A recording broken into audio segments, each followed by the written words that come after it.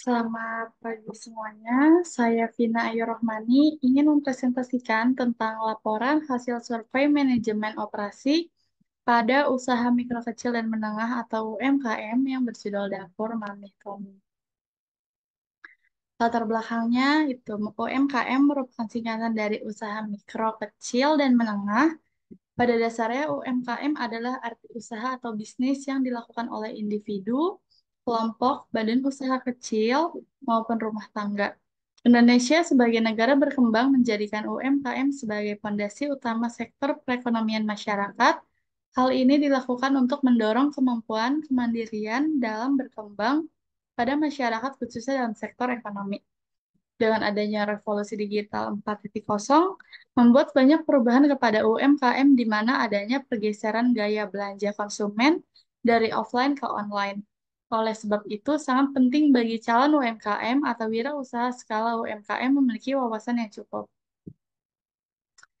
Nah, tujuan survei ini mengetahui UMKM di lingkungan sekitar yaitu dapur Mami Tommy, meneliti apakah sistem yang dijalankan berakibat baik oleh lingkungannya, kemudian memahami dan mengevaluasi pelaksanaan bisnis dapur Mami Tommy, mulai dari desain produk yang digunakan, manajemen persediaan, manajemen kualitas, strategi operasi hingga pemasaran, e-commerce, strategi proses hingga pencapaian hasil. Nah, profil objeknya, Dapur Mami Tommy sudah berjalan cukup lama. Bisnis ini didirikan pada tahun 2020 dan beralamat di Jalan Warakas Gang 14 nomor 3, Jakarta Utara, DKI Jakarta. Bisnis ini bergerak di bidang makanan dan minuman ringan yang bisa dikonsumsi oleh semua kalangan. Bisnis ini berskala kecil dan belum memiliki cabang dimanapun. Bisnis ini dijalankan oleh seorang ibu rumah tangga bernama Debbie Octavia. Nah, jenis dan perkembangan usaha. Jenis usaha pada dapur Mami Tommy adalah perusahaan perseorangan. Perusahaan perseorangan merupakan bentuk bisnis yang dimiliki dan dijalankan oleh satu orang. Pemilik ini bertanggung jawab atas keseluruhan aspek bisnis, termasuk keuangan, operasional, dan manajemen. Dalam dapur Mami Tommy, perkembangan usaha yang dilakukan saat ini adalah ingin menambah SDM karena cukup banyak customer yang membeli sehingga kewalahan dalam bekerja sendiri. Saat ini dapur Mami Tommy memiliki 13 menu makanan dan 9 menu minuman. Untuk menunya tertera di gambar ini yang saya cantumin. Kurang lebih ada kotak sosis kecil hingga seblak dan minumannya ada Good Day hingga Pop Ice. Nah, desain produk ini memiliki peran yang penting dalam usaha mikro kecil dan menengah atau UMKM karena dapat membantu pedagang UMKM untuk menciptakan produk yang menarik, fungsional, dan memenuhi kebutuhan pasar. Karena dapur Mami Tommy menjual makanan dan minuman, desain produk yang dilakukannya adalah packaging. Packaging yang digunakan oleh dapur Mami Tommy menggunakan Mika untuk makanannya. Nah, ini contohnya Mika yang digunakan dalam dapur Mami Tommy. Kemudian ada manajemen persediaan. Manajemen persediaan adalah proses perencanaan, pengendalian, dan pengelolaan stok barang atau bahan tertentu yang dimiliki oleh suatu perusahaan atau organisasi. Manajemen persediaan yang diterapkan pada dapur Mami Tommy seperti menjaga stok bahan-bahan dan menjalankan operasi dengan efisien. Contohnya dalam menu sebelah. Ada pemantauan persediaan bahan baku, meliputi memantau jumlah bahan baku utama seperti kerupuk, mie instan, sayuran, bumbu, dan bahan tambahan lainnya yang digunakan dalam pembuatan seblak. Mencatat jumlah stok saat ini dan membuat perkiraan atau peramalan untuk menentukan kapan harus melakukan pemesanan kembali. Nah, yang kedua di sini ada perencanaan pemesanan, meliputi berdasarkan permintaan yang diperkirakan atau riwayat penjualan, melakukan perencanaan pemesanan bahan baku agar persediaan selalu tersedia tanpa terlalu banyak atau terlalu sedikit. Jadi pas. Kemudian yang ketiga ini ada pemantauan persediaan bahan baku. Contohnya dapur Mami Tommy memilih pemasok yang dapat diandalkan untuk mendapatkan bahan baku berkualitas dengan harga yang kompetitif. Membangun hubungan yang baik dengan pemasok untuk memastikan ketersediaan bahan baku secara konsisten. Nah, yang keempat ada rotasi persediaan, memastikan penggunaan stok yang lebih tua terlebih dahulu sebelum menggunakan yang baru, jadi dia menggunakan sistem first in, first out. Nah, yang terakhir ini ada peningkatan efisiensi operasional, mengatur proses produksi seblak secara efisien untuk menghindari pemborosan bahan baku dan memaksimalkan output dengan bahan yang ada.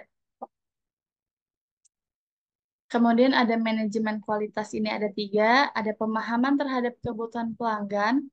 Dapur Mami Tommy memahami kebutuhan, preferensi, dan harapan pelanggan.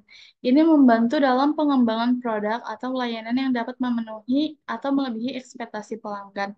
Kemudian ada standar kualitas, menetapkan standar kualitas yang jelas untuk produk atau layanan yang ditawarkan.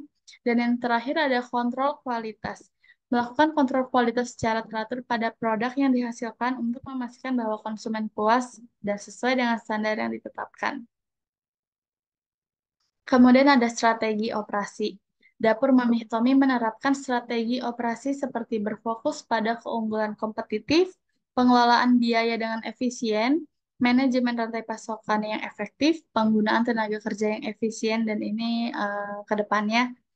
Kemudian ada kualitas dan inovasi, dan fleksibilitas dalam respon terhadap perubahan. Dengan adanya penerapan strategi operasi yang sesuai dengan kebutuhan dan kapasitas usaha itu sendiri dapat membantu meningkatkan daya saing, mengurangi biaya, dan meningkatkan kualitas serta efisiensi dalam operasional usaha yang sedang dijalankan. Kemudian ada strategi proses. Dapur Mitomi ini ada 5 prosesnya. Yang pertama itu pemantauan persediaan. Yang kedua ada penyederhanaan rantai pasokan. Yang ketiga ada standarisasi proses produksi. Kemudian ada peningkatan kualitas. Dan yang terakhir ada pengukuran kinerja. Kemudian ada e-commerce. E-commerce adalah singkatan dari electronic commerce yang merujuk pada kegiatan pembelian dan penjualan produk atau jasa melalui internet atau platform elektronik lainnya. Beberapa contoh model e-commerce meliputi e-commerce business to consumer yaitu B2C, e-commerce business to business B2B, kemudian ada e-commerce consumer to consumer C2C, e-commerce consumer to business C2B.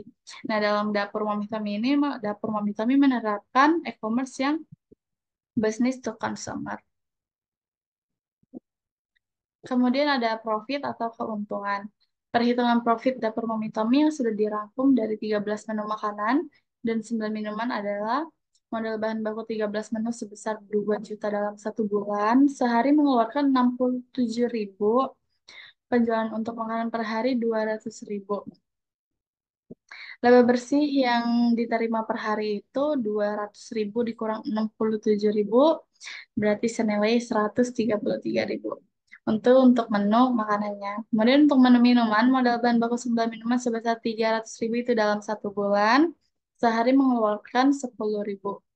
Penjualan per harinya 130.000, laba bersih yang diterima per hari yaitu 130.000 dikurang 10.000, jadi totalnya 120.000.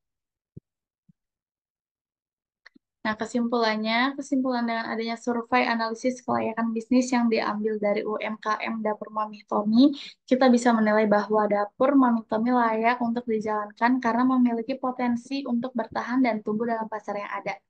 Walaupun memiliki risiko seperti bahan baku yang cepat basi, namun pemilik Dapur Mami Tommy yaitu KD Bioktopia sendiri bisa mengatasi hal ini dengan sangat profesional sehingga kerugian yang dialami sangatlah minim jumlahnya.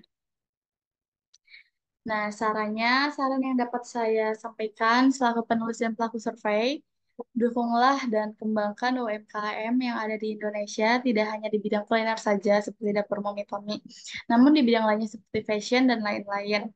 Jika UMKM berkembang juga, penciptaan lapangan kerja lebih banyak, terutama di tingkat lokal, mendorong persaingan sehat seperti meningkatkan kualitas produk dan layanan itu sendiri, kemudian adanya peningkatan pendapatan dan kesejahteraan di masyarakat.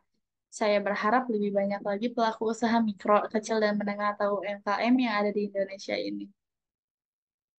Sekian presentasi dari saya mengenai analisis kelayakan bisnis di lingkungan saya sendiri, yaitu Dapur Mami Tommy. Jika ada salah atau kurang, mohon dimaafkan. Wassalamualaikum warahmatullahi wabarakatuh.